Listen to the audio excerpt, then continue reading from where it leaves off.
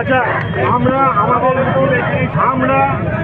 কখনোই আমাদের দেওয়ালে থেকে না গেলে আমরা আমাদের গলার কেতো হাতের মানে পেশেন্টকে দেওয়া ইঞ্জেকশনের সিরিঞ্জ রেখে বা রাস্তায় নামতে ইচ্ছুক ছিলাম না, কিন্তু আজকে করে এক নৃশংস হত্যার ঘটনা ঘটেছে, যেটা একটা ডাক্তারকে অন ডিউটি আমরা এখানে সমবেত হয়েছি করেছে। তবে আমাদের সারা ভারতবাসী হিসাবে, পশ্চিমবঙ্গবাসী হিসাবে এবং ডাক্তার এবং চিকিৎসা কর্মী হিসাবে আমাদের মাথা নত হয়ে যাচ্ছে। এমতো অবস্থায় আমরা নানা রকম ঘাত প্রতিঘাতের মধ্য দিয়ে আমাদের এই মিছিল করাতে অনেকের অনেক কিছু আপত্তি ছিল। আমি আগে বলিনি, আজকে বলছি অনেকের আপত্তি ছিল। সেই আপত্তি উপেক্ষা করে আপনারা যে এসে ওই মেয়েটির সমর্থনে দাঁড়িয়েছে, আমরা চাই জাস্টিস। এই নৃশংস হত্যাকাণ্ড কোনো একজনের হতে পারে না, এইটা অন্তত 4 থেকে 5 জন ছিল। আমরা কোনো অপরাধীকে যাতে না ছাড়া হয়, যত প্রভাবশালী হোক সেই অপরাধীদের ধরে উপযুক্ত দৃষ্টান্তমূলক শাস্তি দিয়ে মেয়েটার প্রতি যাতে সুবিচার করা হয় এবং ভবিষ্যতে সারা ভারতবর্ষ যেন সারা পৃথিবীতে এই ইনসিডেন্ট না ঘটে, সেই জন্য আমরা রাস্তায় নেমেছি। এবং আমরা এর সঙ্গে অভিযুক্ত চাই, আমরা যারা সমস্ত হসপিটালে যারা সমস্ত স্বাস্থ্যকর্মী থেকে শুরু করে ডাক্তার, বেসরকারি জায়গায় যারা মানে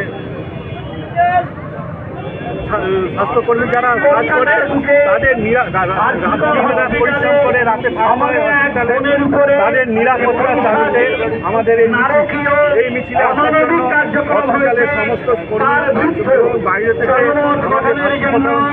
আমরা এখানে এসেছেন, তাদের ধন্যবাদ জানাচ্ছি। ধন্যবাদ জানিয়ে আমরা আজকের এই কর্মসূচি শেষ করছি।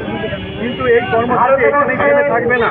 পরিস্থিতি যারা ডিমান্ড করে আমার ভবিষ্যতে এর থেকে আরো বড় হয়েছে এবং তার প্রমাণ আমরা পাচ্ছি আর্থিকর কাণ্ডের বিরুদ্ধে জনমত সংগঠিত হওয়ার কার্যক্রমের মধ্যে দিয়ে। আমরা কাছে ভয় পাবো না, আমরা চাই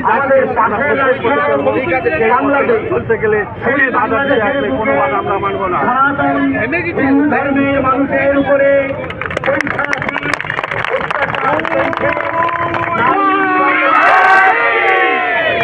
অগ্নিকাণ্ড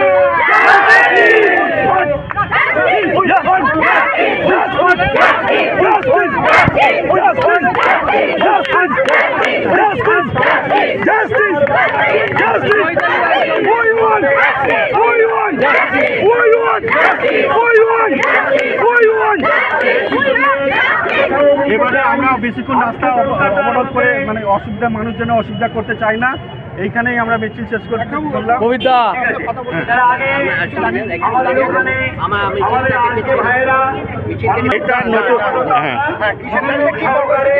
এইটা নতুন করে বলার কিছু নেই, সারা ভারতবর্ষ তথা সারা পৃথিবীর লোক জেনে গেছে।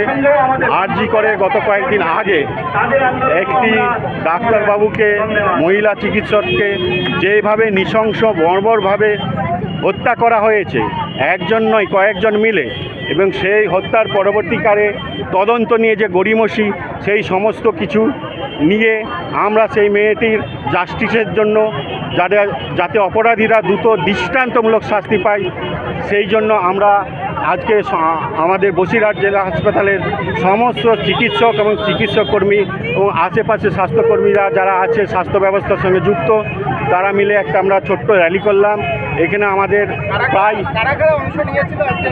বসিরহাট হসপিটালের ডাক্তার থেকে শুরু করে সমস্ত কর্মচারী এবং আশেপাশের যে সমস্ত মেডিকেল ইনস্টিটিউটগুলো আছে তাদের কিছু কর্মীরাও এসেছে এবং আমাদের এমআর বন্ধুরাও কিছু এসেছে। সবাই মিলে প্রায় 400 থেকে 500 জনের লোকের আমরা একটা র্যালি করলাম। এই র্যালি আমাদের কয়েকটা দাবি, তার মধ্যে অন্যতম হলো যে নৃশংস হত্যাকাণ্ড হয়েছে সেই হত্যাকাণ্ডের যারা জড়িত তাদের দৃষ্টান্তমূলক শাস্তি, সঠিক পদে তদন্ত হোক, পোস্টমর্টেম রিপোর্ট প্রকাশ্যে আনা হোক, কোনো দোষীকে যেন আড়াল করা না হয়।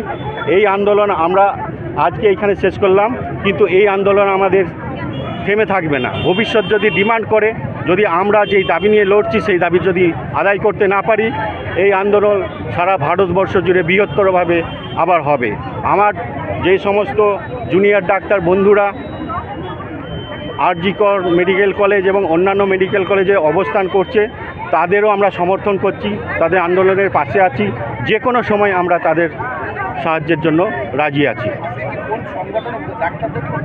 ডাক্তারদের পক্ষ থেকে, বসিরহাট হসপিটালের ডাক্তার এবং চিকিৎসক কর্মী, সমস্ত স্বাস্থ্যকর্মীদের পক্ষ থেকে। আমার নাম ডক্টর আবু অরিজিৎ, আমি বসিরহাট হাসপাতালের ডাক্তার। ঠিক আছে। ঠিক আছে।